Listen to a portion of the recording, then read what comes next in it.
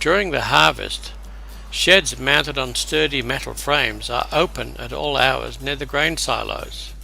They are mini laboratories for testing grain being trucked in from wheat growing areas all around them. In New South Wales, the skilled operator of the little laboratory is an employee of GrainCorp and serves a vital role in testing the quality of the grower's wheat. The wheat is tested in a FOSS automated grain analyzer. This analyzer can carry out a range of tests such as moisture and protein in all types of grain. The lab operator first uses a vacuum cleaner type device attached to a long probe to suck up an average top to bottom sample from several areas of each truck. The accuracy of these tests is critically important to the wheat grower.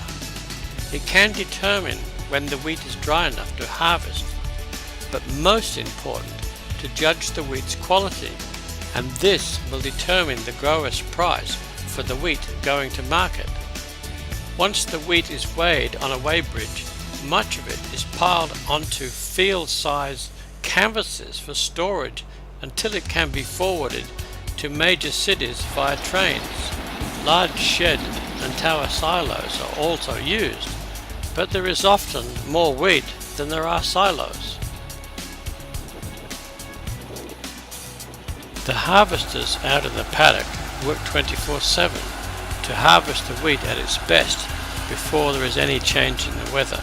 You need to be tough to do this job. 12-hour shifts, midnight to midday, midday to midnight. And long shed silos like this one at Cryan can be filled within a few weeks.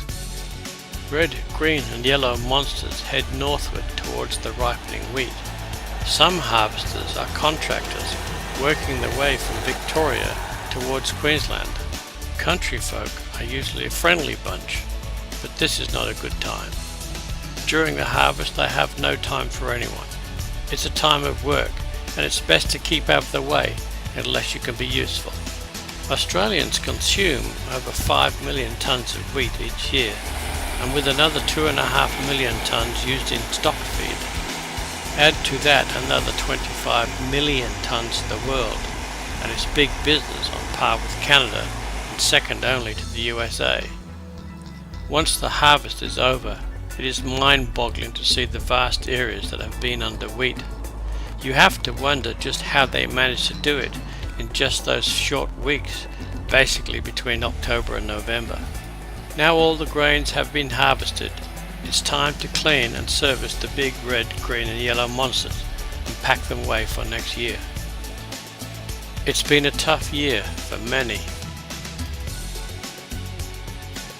But now, back in the city, as I enjoy my Weet Bix and toasted breads, among the dozens of other wheat-based goodies, it's a good time to offer a quiet nod to the thousands of Aussie harvester heroes that have made my well-fed and comfortable life possible.